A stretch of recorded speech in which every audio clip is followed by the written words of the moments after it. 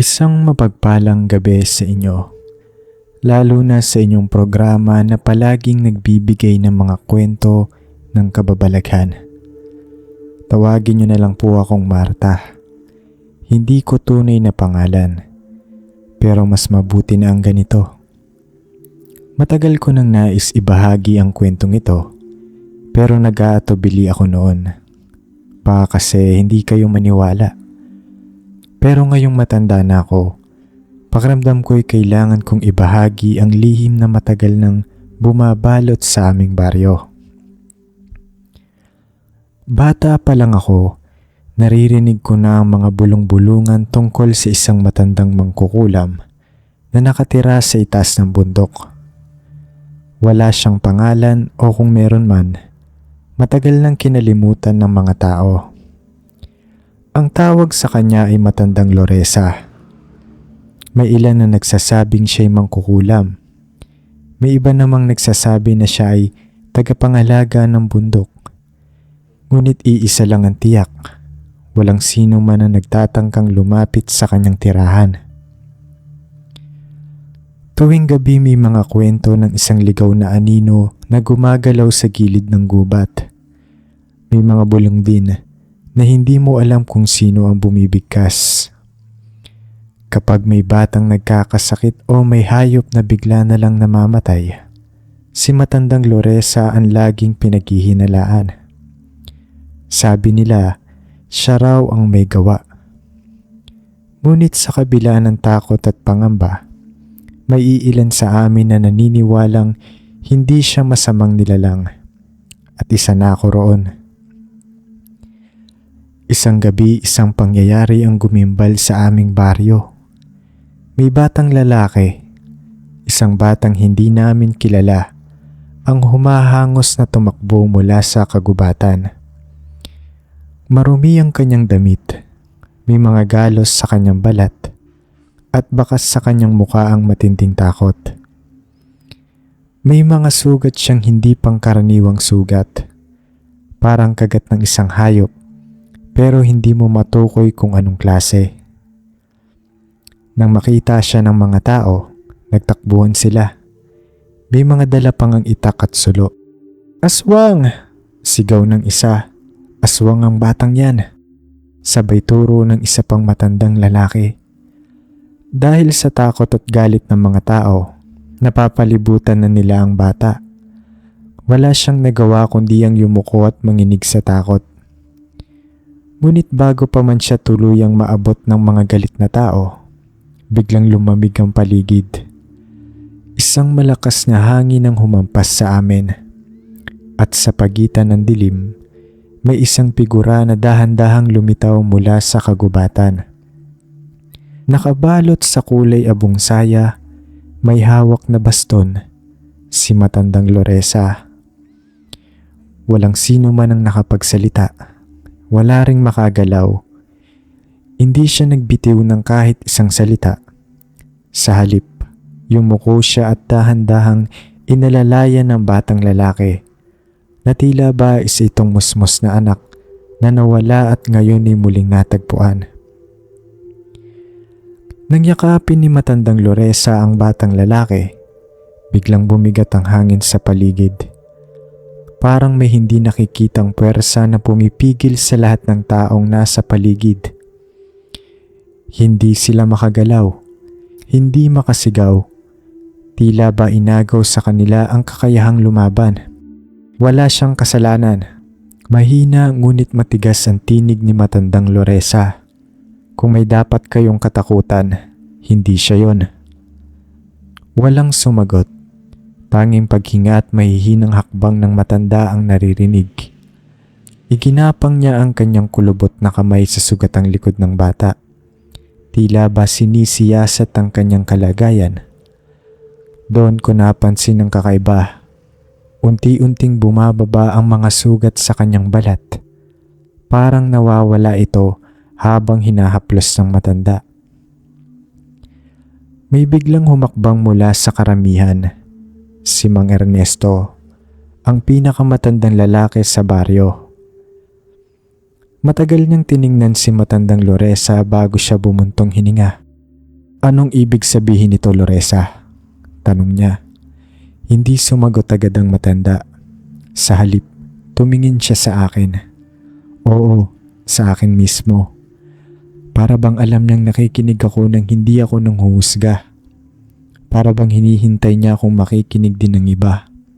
May dapat kayong malaman. Anya, ang batang ito, hindi siya halimaw. Siya ay isang biktima lamang. Napatingin ang lahat sa kanya. Halatang hindi sigurado kung dapat siyang paniwalaan. Nang gabing yon matapos isama ni matandang Loresa ang bata, hindi mapakali ang buong baryo. May mga nagsasabing dapat silang sumunod sa matanda at silipin kung ano ang gagawin niya sa bata. May ilan namang gustong sunugin ang kanyang tirahan sa bundok upang tuluyan ng mawala ang pangamba nila sa kanya. Ngunit ako ay hindi makatulog noon. Sa isip ko, hindi ko matanggap na basta na lang tatanggapin ng matanda ang isang batang tinawag nilang aswang. Ano nga ba ang totoo? Sino ba talaga ang batang yon? Kinabukasan sa kabila ng babala ng aking mga magulang, palihim akong umalis at tinahak ang masukal na daan papunta sa bundok. Kakaibang lamig ang bumalot sa akin habang papalapit ako. Tahimik ang paligid. Tanging tunog ng mga dahon at huni ng mga ibon ang naririnig. Pagdating ko sa kubo ni matandang Loresa, nakita kong nakaupo siya sa may hagdan. Pinagmamasdan ng batang lalaki na natutulog sa isang sahig. Wala na ang takot sa mukha ng bata. Sa halip, tila ba mahimbing siyang natutulog at payapa. Napansin ako ng matanda. Hindi siya nagulat. Parang inaasahan na niya ang pagdating ko. Halika iha. Mahina niyang sabi. Alam kong may mga tanong ka. Matapos marinig ang sinabi ni matandang Loresa, lumapit ako ng bahagya. Ramdam ko ang bigat ng kanyang tinig. Tila puno ito ng lihim na matagal na niyang kinikimkim. Tandaan mo iha. Anya habang hinahaplos ang buhok ng batang natutulog. Hindi lahat ng pinaniniwalaan ng mga tao ay tama. At hindi lahat ng kinakatakutan nila ay dapat nilang katakutan. Nagtama ang aming paningin. Sa ilalim ng malamlam na liwanag ng lampara, nakita ko ang lungkot sa kanyang mga mata. Hindi takot, kundi pang-unawa. Mahalaga ang batang ito, bulong niya. At may dahilan kung bakit siya narito. Napalunok ako. Gusto kong magtanong, ngunit parang may pumipigil sa akin. Sa halip, umupo ako sa tabi niya at hinintay ang kanyang paliwanag. Matagal ko nang inalagaan ang batang ito. Nang matagpuan ko siya sa paanan ng bundok, wala siyang ibang kasama. Inabando na siya. Itinuring na isang mapanganib. Ngunit sa kanyang inosenteng mga mata, nakita ko ang isang nilalang na hindi dapat husgahan agad. Tinitigan ko ang batang mahimbing na natutulog. Hindi ko naisip na maaaring mayroon siyang pinagdaan ng mas matindi kaysa sa takot na ipinakita ng aming baryo. Akala ng marami ang mga katulad namin ay walang puso. Patuloy ni matandang Loresa. Ngunit kahit ang isang mangkukulam ay may kakayahang magmahal. Inalagaan ko siya. Itinuro ang tamang paraan upang mabuhay ng hindi kailangang makasakit ng iba. Ngunit hindi lahat ng sugat ay kaya kong paghilumin. Pinagmasdan ko siya. Sa bawat galaw niya may bahid ng pag-aaruga. Parang isang inang inaalagaan ng sariling anak. Muli akong napatingin sa bata. Ngayon ko lang napansin kung paano mahigpit ang hawak niya sa kamay ng matanda. Tila ba kahit sa kanyang pagtulog ay alam niyang hindi siya nag-iisa. Hindi ko alam kung ano ang dapat kong maramdaman. Takot, hanga, pag-aalinlangan. Ngunit isang bagay ang tiyak. Hindi ko na nakikita ang batang ito bilang isang halimaw.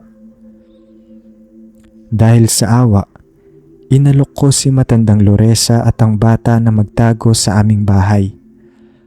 Nang dalhin ko sila roon, galit na sinalubong kami ng aking mga magulang. "Ano tong ginagawa mo, Marta? Dadalhin mo ang panganib sa ating tahanan?" Sigaw ng aking ama. Ngunit bago pa sila makapagsalita pa ng masama, nagsalita si matandang Loresa. "Dahil sa kabutihan ng inyong puso, ipagkakaloob ko sa inyo ang isang biyaya. Anya, ang inyong matandang ama na matagal nang may sakit, aking pagagalingin." Dumaan ang gabi sa kaba at pag-aalinlangan. Habang natutulog si matandang Loresa at ang bata sa isang sulok ng bahay namin, kami namang pamilya ko ay hindi mapakali.